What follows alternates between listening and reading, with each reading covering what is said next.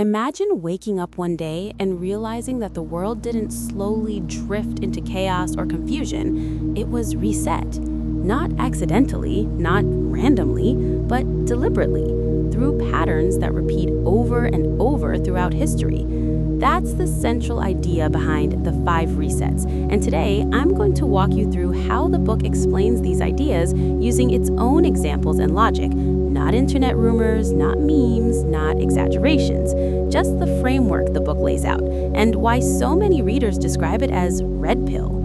Before we dive in, this isn't about panic, doom, or conspiracy theater. The book's tone is calm, analytical, and honestly more unsettling because of that.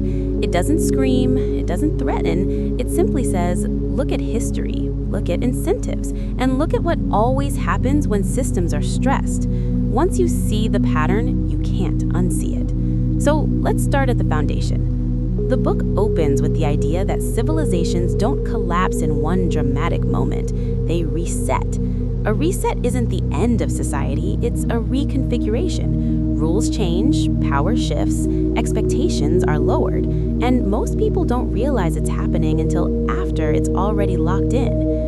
The first major reset the book focuses on is financial. This is where most people first feel the pain, because money touches everything. The book makes a very specific claim here. Financial crises don't destroy wealth, they transfer it. That sentence alone explains why the same groups seem to survive every crash while everyone else starts over. The book walks through historical examples like the Great Depression, the 1970s inflation era, and most prominently, the 2008 financial crisis. In 2008, regular people lost homes, savings, and jobs. Retirement accounts were wiped out.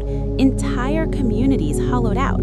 But at the same time, large financial institutions were bailed out. Liquidity was injected into the system. Assets went on sale. The book points out something most people miss. Crises create forced sellers. When you lose your job, you don't get to wait it out. You sell, you liquidate, you accept bad deals because you need cash now. Meanwhile, institutions with access to cheap credit and insider positioning step in and buy assets at a discount. From the book's perspective, this is the reset. Ownership changes hands. Debt is restructured. The scoreboard resets, but only after the rules have already favored certain players. Inflation plays a similar role. The book describes inflation as a quiet financial reset. There are no riots, no headlines screaming collapse. Your money just buys less. Savings slowly erode. Fixed incomes weaken. Meanwhile, debt becomes easier to manage for large borrowers, especially governments and corporations.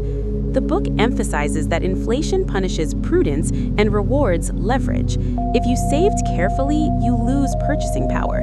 If you borrowed heavily, inflation reduces the real value of what you owe.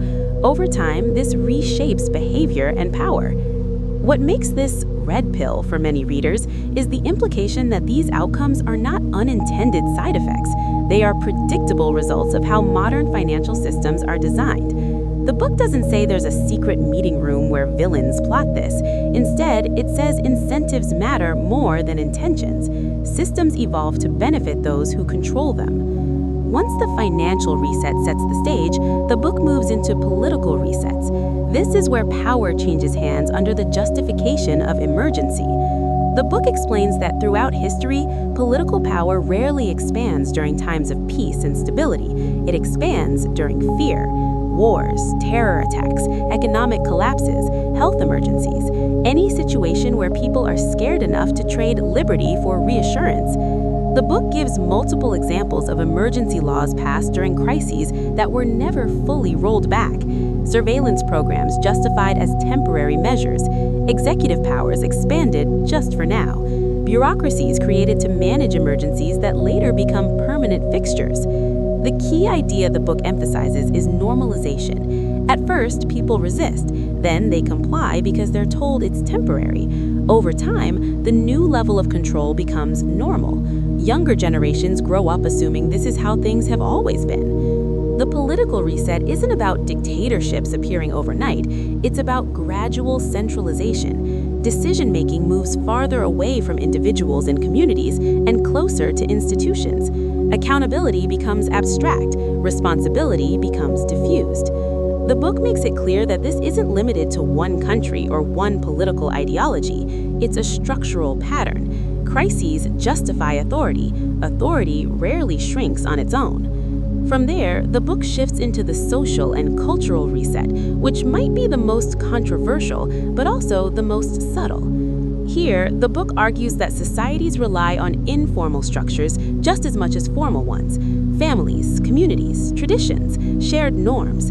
These systems provide support, meaning, and resilience. When they weaken, people don't become freer, they become more dependent. The book points to long-term trends rather than single events: declining marriage rates, fragile family structures, increased isolation, communities replaced by platforms, neighbors replaced by networks. The argument isn't moralizing in tone. The book doesn't say change is evil.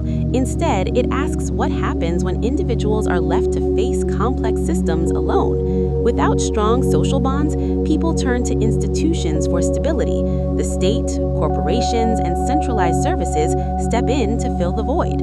This is where the reset comes in. When traditional support systems fade, new systems take their place. These systems are more scalable, more efficient, and more controllable. They also demand compliance in exchange for security. The book suggests that cultural resets don't happen because people are malicious, they happen because fragility is profitable. A fragmented population is easier to manage than a unified one. Dependency is easier to guide than independence. Technology plays a massive role in accelerating all of this, which brings us to the technological reset. The book is careful here. It doesn't argue that technology is evil or that progress should stop. Instead, it frames technology as an amplifier. Whatever incentives exist in society, technology magnifies them. The book gives examples of how convenience becomes dependency. Digital payments replace cash. Centralized platforms replace local decision-making. Algorithms decide what you see, what you buy, and sometimes what you're allowed to do. The key insight the book offers is that systems built for efficiency often evolve into systems of enforcement. When everything is digitized, it becomes measurable. When it's measurable, it becomes controllable. When it's controllable, it becomes enforceable. The book doesn't claim this is always used maliciously. It says the capacity exists, and history shows that capacity eventually gets used during crises. The technological reset doesn't announce itself as control. It presents itself as progress, faster, easier, safer, and most people adopt it willingly because the benefits are real in the short term. But once dependency is established, opting out becomes harder. The book emphasizes that freedom isn't just about rules, it's about options. A system you can't leave isn't truly voluntary. Finally, the book arrives at what it calls the psychological reset. This is the reset that makes all the others stick. The psychological reset happens when people internalize the new reality, when expectations shrink, when phrases like the new normal stop sounding temporary and start sounding permanent. The book points out how language plays a role. Words soften the impact of loss. Restrictions become adjustments. Crises become opportunities. Each reset reframes what people consider acceptable.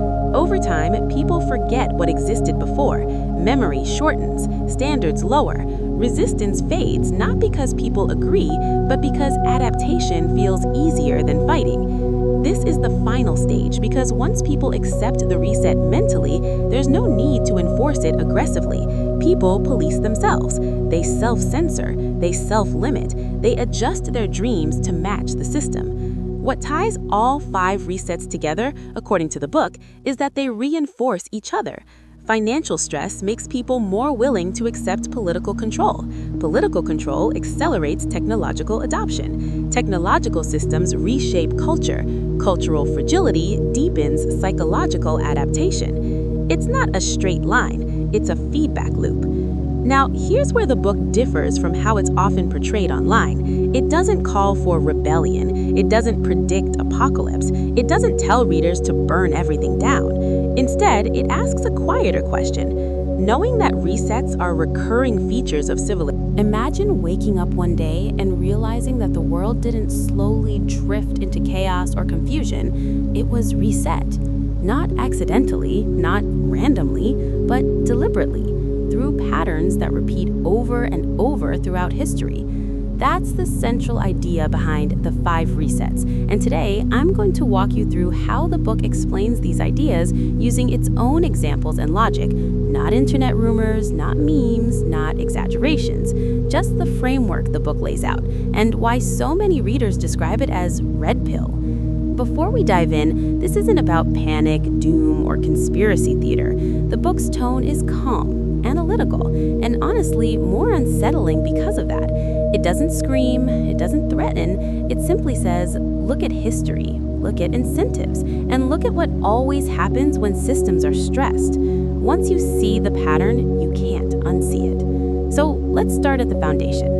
The book opens with the idea that civilizations don't collapse in one dramatic moment, they reset.